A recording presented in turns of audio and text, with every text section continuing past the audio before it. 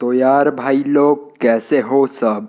आज के इस वीडियो में हम बात करने वाले हैं स्टाइन्स गेट एनिमे के सीज़न 1 के एपिसोड 17 से लेकर 20 तक। तो अगर तो आप लोग हमारे चैनल पे स्टाइन्स गेट एनिमे से रिलेटेड ये पहला वीडियो देख रहे हो तो मैं आपको हाईली रेकमेंड करूँगा कि आप इसके पहले ये वीडियो में आगे बढ़ें। उसके पहले हमारे चैनल पे जो स्टाइन्स गेट के प्रीवियस एपिसोड्स पे वीडियो बने हुए हैं वो ज़रूर देख लेना, नहीं तो आपको ये वीडियो बिल्कुल भी समझ नहीं आएगा। और अगर तो आप लोगों ने अभी तक चैनल को सब्सक्राइब नहीं करा है तो चैनल को सब्सक्राइब करके वो पास वाले बेल आइकन को ऑल पे ज़रूर कर देना। तो बहुत हो गई बातें, अब चलते हैं अपने मेन वीडियो की तरफ।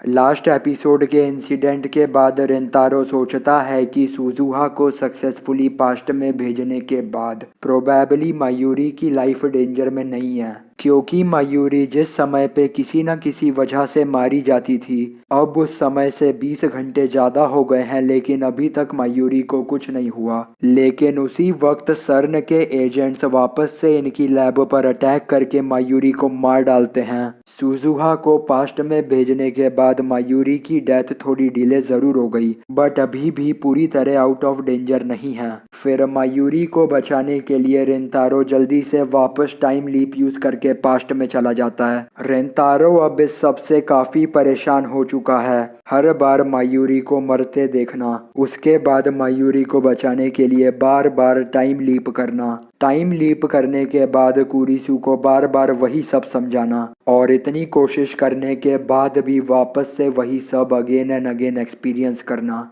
इस बार टाइम लीप करने के बाद रेंतारो कुरिसु के पास जाके उसे वापस सब समझाता है और उसे ये भी बताता है कि सुजुहा को पास्ट में भेजने के बाद मायूरी की डेथ में 20 घंटे का डिले आया। इस पे कुरिसु कहती है कि हमने शुरुआत से अभी तक जितने भी डीमेल भेजे हैं हमें उन डीमेल्स को अंडू करना होगा, और हम उन सारे डीमेल्स को अंडू करते हुए प्रोबेबली उस पॉइंट पे पहुंच जाएंगे जब हमारे पास से IBN 5100 चोरी तक नहीं हुआ था। और एक बार जैसे ही हमारे हाथ IBN 5100 लग गया तो हम सर्न के डेटाबेस से हमारे एक्सपेरिमेंट से जुड़ी हुई सारी इंफॉर्मेशन डिलीट कर देंगे, जिससे वो लोग इनकी लैब और मायूरी के पीछे ना पड़ें। ये लोग डीमेल को अनडन करने की शुरुआत फेरिस से करेंगे, क्योंकि फेरिस ही वो लास्ट पर्सन है जिसने डीमेल भेजा था। क्योंकि जिस समय फेरिस डीमेल यूज करके मैसेज भेज रही थी तो उसने अपना मैसेज बाकियों को बताने से मना कर दिया था, और इसलिए बाकियों को नहीं पता फेरिस ने पास्ट में क्या भेजा। लेकिन डीमेल भेजने के बाद जैसे कि वर्ल्ड लाइन्स चेंज हो गई थी तो उस वजह से फेरिस को ये बात बिल्कुल याद ही नहीं कि उसने कभी डीमेल भेजा भी था। रेंतारो फेरिस को सब याद दिलाने की बहुत कोशिश करता है पर कामयाब नहीं हो पाता।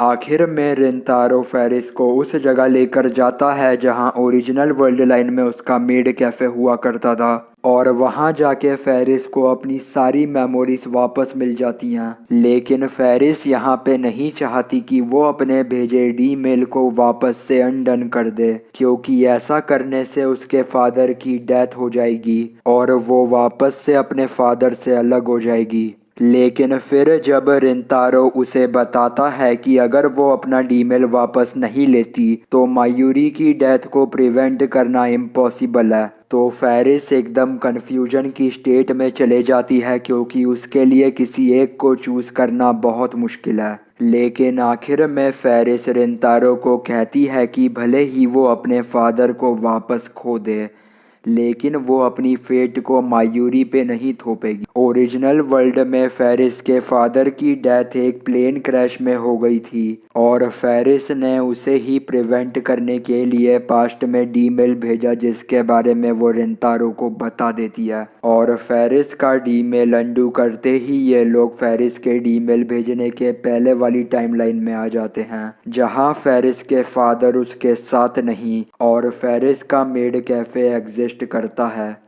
और इस हिसाब से फेरिस के बाद अब लूका और उशिबारा का नंबर आता है डीमेल अंडू करने का। ओरिजिनल वर्ल्ड में जैसे डीमेल भेजे गए थे, रेंतारो उनके रिवर्स ऑर्डर में उन्हें अंडू कर रहा है। जब रेंतारो लूका को सब याद दिलाकर ये बताने की कोशिश करता है कि वो लड़की नहीं असल में लड़का है, तो पहले तो लूका और उशिबारा रेंतारो की बातों से काफ़ी हर्ट हो जाता है और रोने लगता है, क्योंकि पहले तो लूका और उशिबारा को असलियत याद नहीं और बीइंग अ गर्ल वो रेंतारो को अब लाइक भी करने लगा है। लेकिन जब बाद में रेंतारो लूका को सारी बात बताता है कि उसका डीमेल वापस लेने का रीज़न क्या है, तो लूका रेंतारो के आगे उसका डीमेल वापस लेने की एक कंडीशन रख देता है। वो रेंतारो को कहता है कि अगर रेंतारो सिर्फ एक दिन के लिए उसका बॉयफ्रेंड बनके उसके साथ डेट पे जाने के लिए तैयार हो जाता है तो वो अपना डीमेल वापस ले लेगा,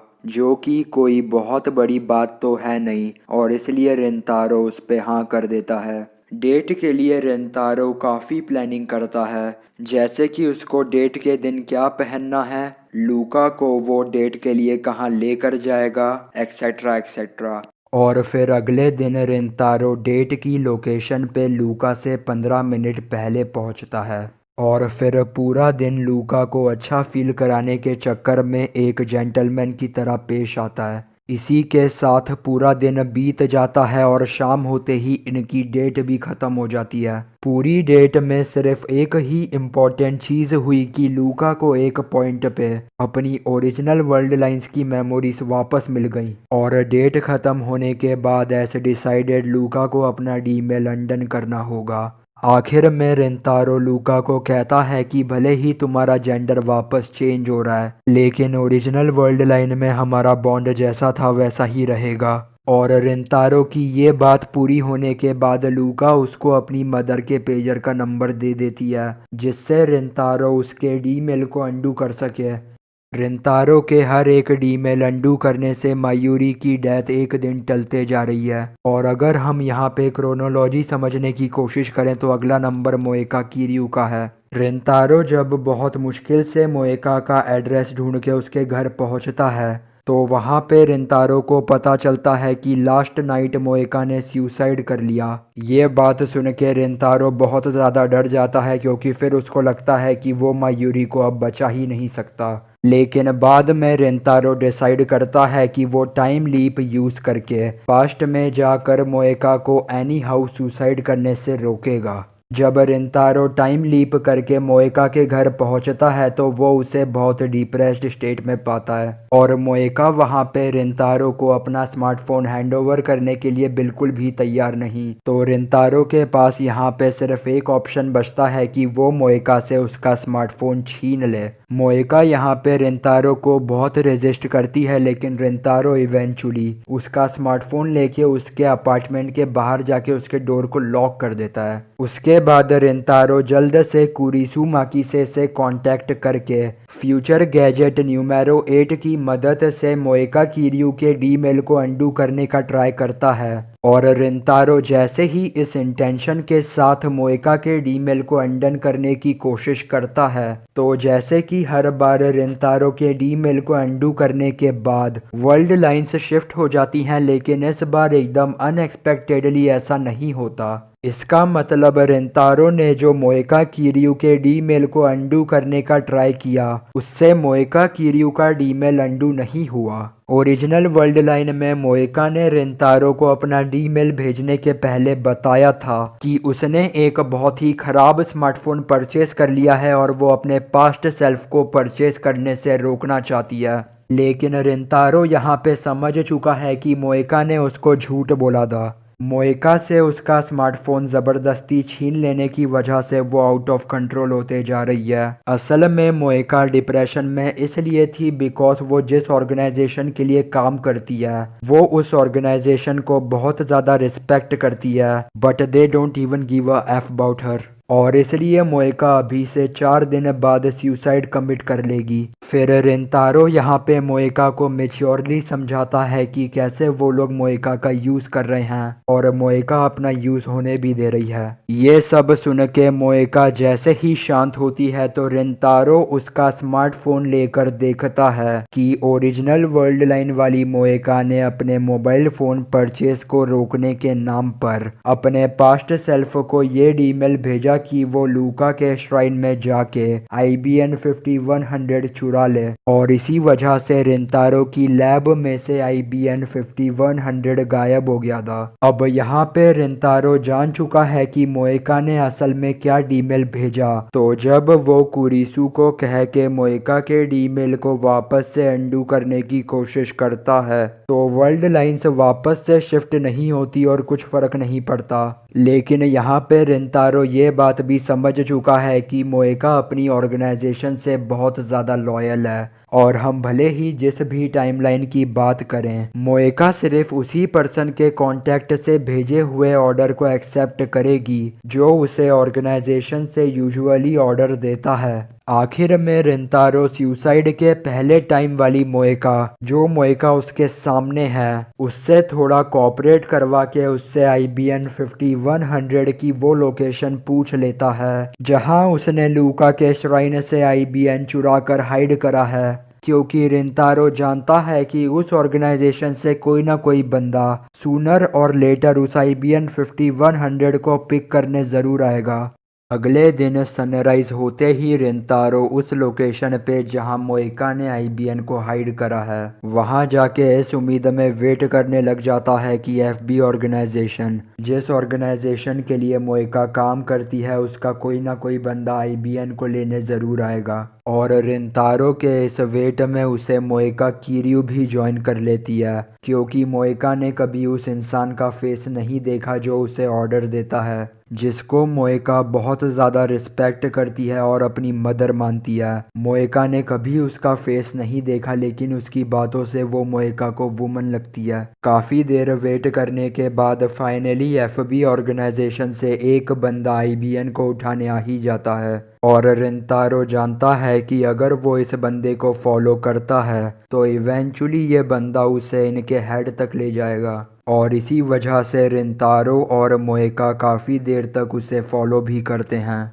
आखिर में वो बंदा जिस इंसान के पास IBN 5100 लेकर जाता है वो बंदा होता है यूगो तेनोजी। अगले दिन रिंतारो, मोएका और कुरिसु यूगो तेनोजी को फेस करके सच्चाई जानने उसके घर जाते हैं। वहाँ यूगो तेनोजी एडमिट कर लेता है कि वो वही बंदा है जो अभी तक FB ऑर्गेनाइजेशन के बिहाफ पे मोएका को ऑर्डर्स देता आया है। मोएका यूगो तेनोजी पे जब मैसेजेस पे बात करती थी तो यूगो तेनोजी के बात करने के तरीके से उसने ये अज्यूम किया था कि वो एक वुमन होगा जिसे वो अपनी मदर मानती थी, लेकिन सच्चाई उसके लिए बहुत शॉकिंग निकली। देन यूगो तेनोजी कहता है कि वो इतनी इम्पोर्टेंट कॉन्वर्सेशन किसी अकेली जगह पे जाके करना प्रेफर करेगा और उन्हें एक सुनसान बीच पे ले जाता है। वहाँ जाके वो सबको बताता है कि ऑर्गेनाइजेशन को ज्वाइन करना उसकी मजबूरी थी और अगर वो ऑर्गेनाइजेशन से बच के भागने की कोशिश करता तो वो लोग उसकी डॉटर को मार डालते।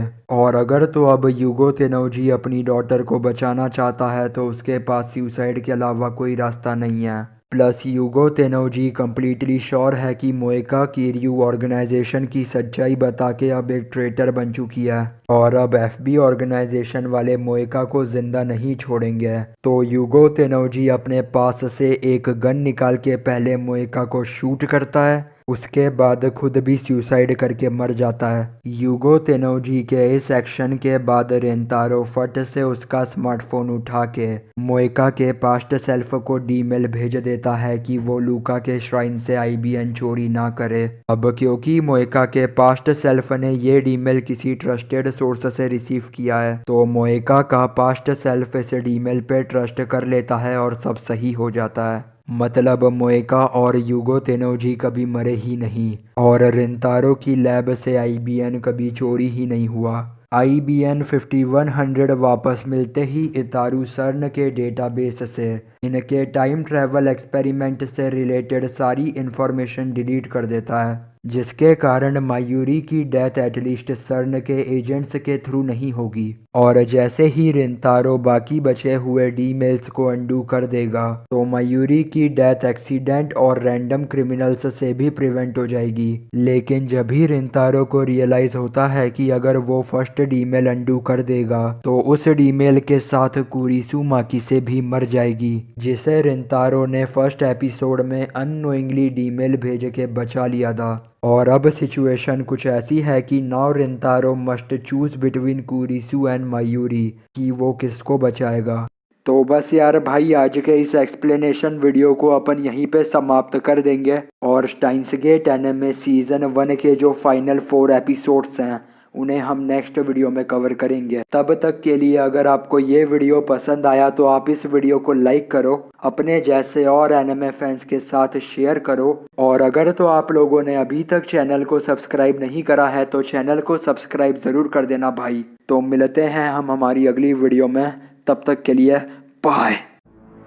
फाड़ दिया लिख के फिर गया मैं पन्ने खा, महाराज के आगे कौन फन्ने खा। मिली इज्जत तो बहुत मेरे काम को, पर अब बेटा टाइम हो गया है मेरे धंधे का। हुआ अब बहुत ये लेवलों के टंटे का, करो इग्नोर मुंह बनेगा हर बंदे का। पड़ता फर्क नहीं ये लिखते कमेंट्स में क्या इन्होंने घंटा नहीं मेरा घमंड देखा। आज नाचू मैं बेड़ियां उतार के, कट गए संकट संसार के। प्रजा के इज्जत में महाराज चुप थे, लो दर्शन करो नए मुंह फाड़ के। नए महाराज के शाही ये थॉट्स है, प्रो पहले लेवल था अब बेटा गॉड है। लगी जो दौड़ है भाग रहे सब, मैं बैठा सुकून से यही तो चौड़ है।